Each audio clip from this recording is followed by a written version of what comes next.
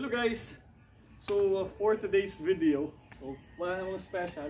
So yung gripo natin dito before, so aalisin natin, or actually naalis na.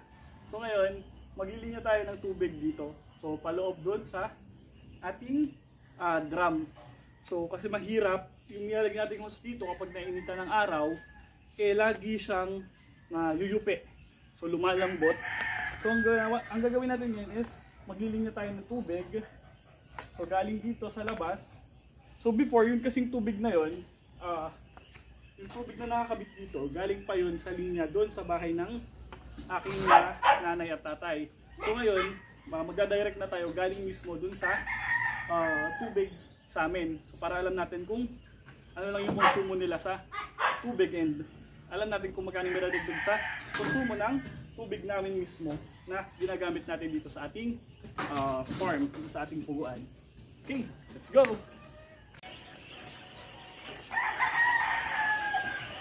And so, natawa ka sarili ko. So para matagal na tayo hindi nagpo-post masyado ng mga videos. So ito guys, yung ating naikabit na actually natin yung gripo. So in-extend lang natin siya para sumakto siya dito sa sa ating drum. And ang ginawa ko, medyo itinaas ko siya. Ang reason is para meron siyang clearance dito sa drum. Wala naman actually yun. Ginawa ko lang na mas mataas if in case na kunwaring buhatin yung drum pag walang laman, hindi siya sasabit. Hindi sasabit yung ating gripo. And ito kasi yung mga ganitong klase ng tubo, plastic lang kasi ito, PVC.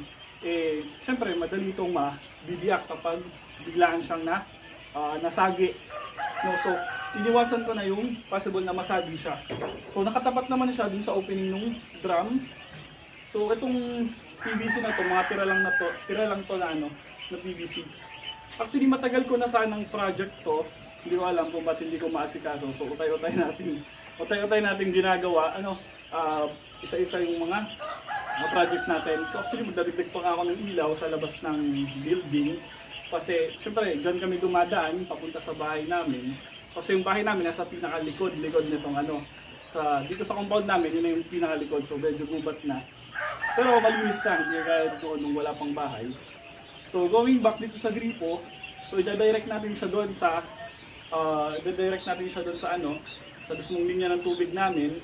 Kasi yung parehas na bahay namin doon is parehas na siyang merong linya ng tubig. So nagbabayad na kami parehas ng linya doon. So ngayon, yung isa, ginamit ko para sa labahan. And then yung sa labahan, itatap naman natin dito yung tubig sa ating puguan. So at least kung maka-minimum, edi minimum lang yung babayaran natin sa tubig. So cost cutting na rin guys. So medyo madami ng expenses ngayon, pataas ng pataas, lahat ng mga gastusin. So yung feeds naman natin, ito sa likod natin, ito. So hindi naman nagbabago yung presyo, around almost 1.6. And guys, meron akong i-upload na video regarding sa peke na feeds ng pugo. So abangan nyo yan at i-content natin yan.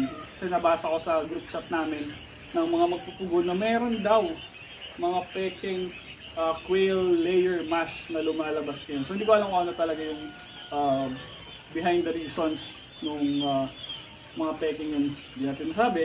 So tara, tap natin tong tubig dun sa mismong main line. Let's go!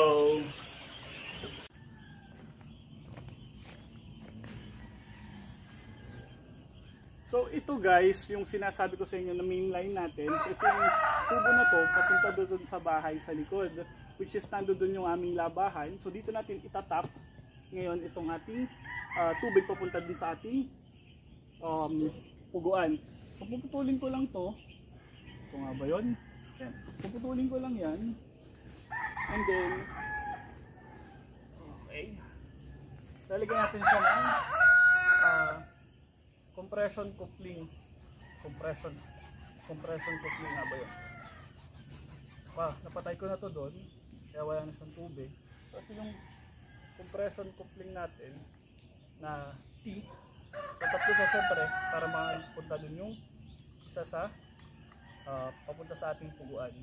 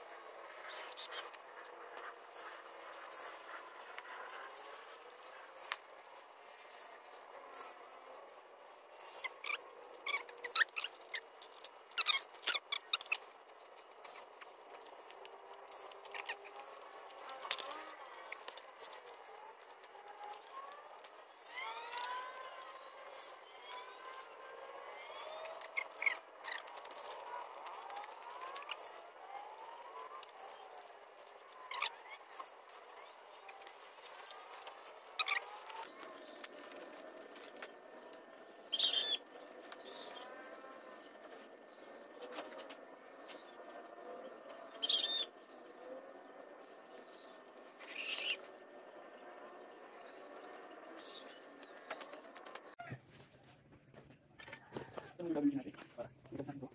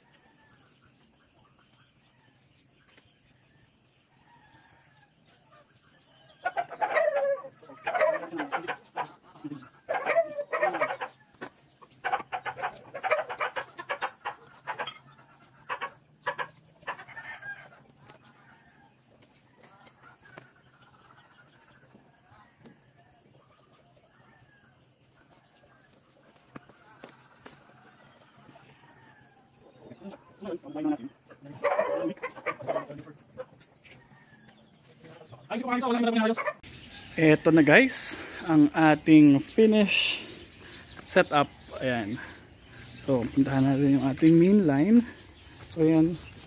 Ayan yung ating tubo. Okay. So, dito tayo, recap lang tayo. Dito tayo nagkaroon ng separation. So, ayan. Doon galing yung tubig, galing sa labas. So, ito yung papunta sa bahay. Ito yung papunta sa puguan. So, dito yung source. Okay. So, labas yung ating mga manok. And, actually guys, buhay na yung ano. Buhay na yung gate valve. So, makapagtago na ako ng gamit. So, yung ating ginawa, papunta dun sa loob. So, itatest natin ngayon yung ating tubig. Ayan. Okay. So, meron na tayong tubig. Okay. Ayan. So, yun ang ating gripo. So, ayun. Ang ating mini vlog. Ang ating mini improvement din sa ating farm. Okay.